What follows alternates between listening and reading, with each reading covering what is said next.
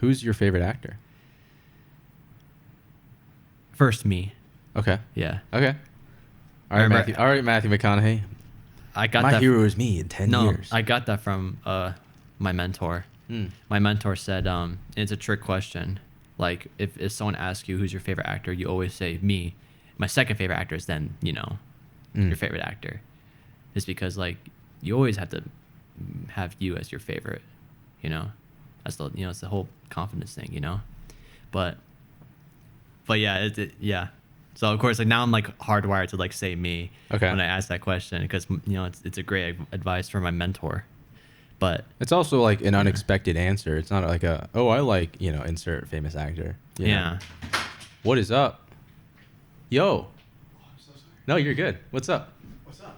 You trying to grab a Red Bull at No, I'm not. Are you guys live almost right now? 8? We are live. Oh my god. No worries, man. Yeah. We're not, like, live. I can edit. Yo, It's all good. just need a quick little. This is like. Oh my gosh. I love seeing this happen. Oh yeah. You guys just do your thing. Okay. It's my boss. Oh, okay, cool. That's sick. Gosh. It's so stupid. Yeah. But, so my second favorite actor would be Harrison Ford. Harrison Ford. Okay. Yeah, I think, honestly, Harrison Ford, I think just mainly the Indiana Jones movies is what really got me into acting, I remember talking about Raiders with you, yeah. Yeah. It's just something about those movies. It's the music, like the adventure aspect, the thrill of it, it's definitely my favorite movies. Raiders, Temple of Doom, and Last Crusade. Yep. There are no other movies. Yeah. I don't. It's a trilogy. I don't know what you're talking about. It is a trilogy. Yeah, you know what? I do agree. It is a trilogy, but I do find the fourth one somewhat watchable.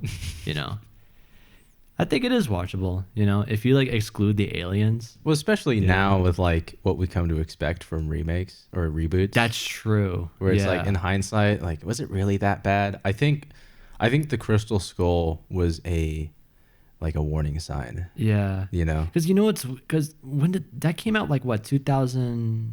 Was it 12 or 8?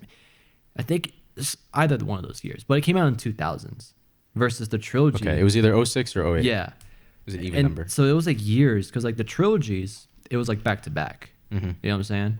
And that's why, like, 81, 83, 85. Yeah. So I think that's what happens, because, like, it was such a big gap. It's like I feel like there was no need to make the fourth and the fifth one. Yeah, and it wasn't like J.J. Abrams in Star Trek, where it was like, hey, we're just gonna, like, kind of bring this back with a different lens. It was like, no, this is the same people that you saw before. Yeah. I don't know. I think that's what throw, like, everyone off, because of the age gap and, like, how, like, technology grew. So, like, obviously it was, like, better quality, but just, it's like the fourth and the fifth Indiana Jones was, like, a different vibe from, like, obviously the first three, because they were made in the 80s, Yeah.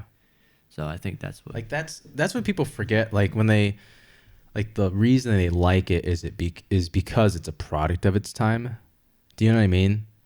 Yeah. They think, like, oh, I like it because of the hat and the whip and the action. Like, no, you like it because of how that type of movie was made. Yeah. That in that day. You know what I mean? Yeah. Where it's like, one of my favorite moments in Jaws, I may have told you about this, when Sheriff Brody gets home after putting out signs about there being a shark attack, right? Mm-hmm. His wife is helping out his kid. His kid is like, he screwed up his knee, he's like bleeding. And he's like, what happened? It's like, oh, whatever the kid's name, he fell off the swing. And Brody goes, well, what'd you do that for? And then he leaves. It's like, this is the greatest 1975 movie ever. Like, this is exactly what I would want from a 70s movie. Yeah. And I loved, like, the and, like, because, like, it was made back in the 80s, Indiana Jones is, like, the style of it, like, just like, all the 80s movies had a vibe to it. Yeah, there's also, like, there was a little bit comedic, like, how a lot of things were pulled off. Yeah. You know what I mean? Like, I know in Raiders there's a lot of comedic action. Yeah. Do you know what I mean? That if you did it today, people would be, like, super pretentious about, like, I can't believe they thought they could do this. And, you know what I mean? Yeah. Like, Marion runs into like a building and with a frying pan thing, and then Yeah, the guy and runs then- in after her. You hear the sound effect, and he falls out. and then the sword scene. Yeah. and he just And he shoots him. him. Yeah. Yeah, It's great. But like that's one like with today's movies, especially like how like the trailer would like it's like there's always a sound. They use the same sound for every trailer. Talking about the bwomp. Yeah. Yeah. It's like, can we like see something different, you know? I don't know if it's like because we grew up and we're just sick and tired of like the style. And because I like the 80s movies so much, you know? Or it's just that vibe because we haven't experienced it, you know? I don't know. But I feel like the thing that I really like about those older movies is how streamlined they feel.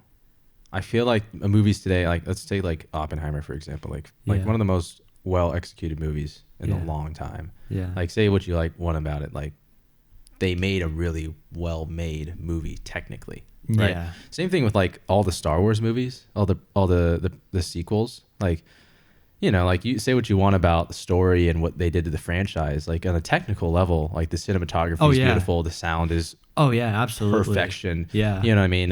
Like all the sound effects are really cool. Yeah. Like how they're utilized is a different thing, right? But that's story.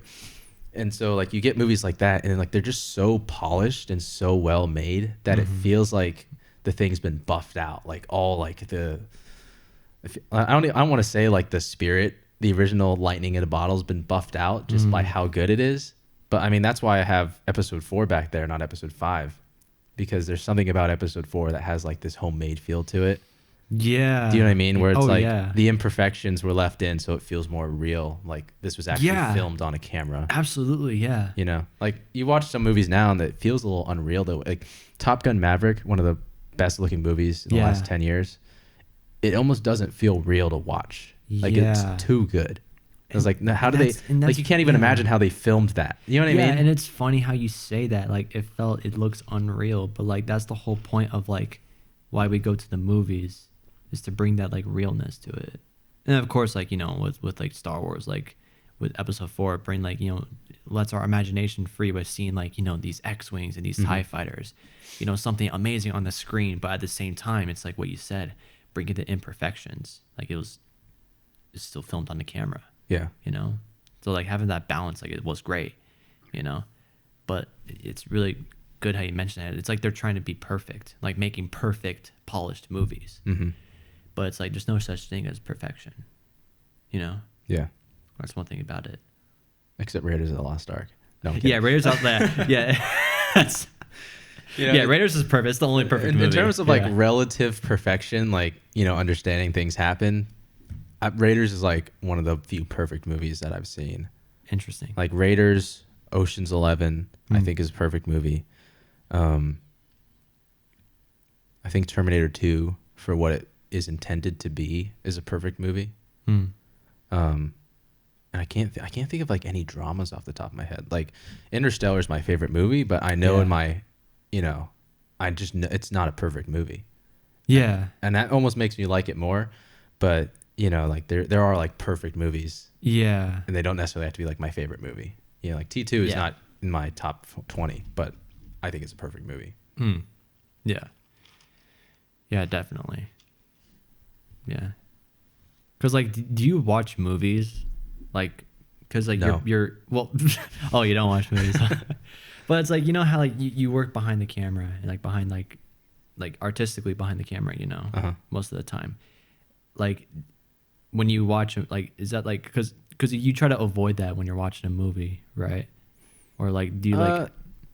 I don't know. I don't know if I think about avoiding it. It kind of just happens. Yeah. You know, like there's some movies where it's like, I don't know, like the F1 movie that's going to come out with Brad Pitt. Yeah. I hope I can turn it off and just enjoy that for what it's going to be. Yeah. I did that with Oppenheimer as well. Like I tried to really turn it off. Yeah. But generally, if I throw on a movie, I'm probably like, I might as well make this time productive, as terrible as that sounds. Yeah. Do you know what I mean? Yeah. It's funny. Like I asked that because I know like, because acting in front of the camera, it's like when I will watch a movie, it's like, I don't try to turn it off, but like sometimes like I'll like watch it like a close up and I see how the actor's like reacting in that scene. And I'm like, interesting. So he does this choice instead of this choice, you know? So it's like, I don't mean to turn like that the acting brain on, but it just happens, you know. Yeah. It's like I gotta like stop doing that and like watch the movie. But at the same time, it's like watching a great performance. It's also good, you know. It's like going back to like group acting classes, you know. It's like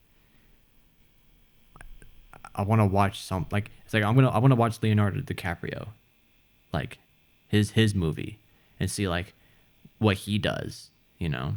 So like obviously still like perform as me, but if there's like a trick that he does, you know, because I guarantee Leonardo DiCaprio probably was inspired by someone else and he took their tricks, you know. It's like a domino effect. But yeah, it's like I gotta shut that off and just watch the movie.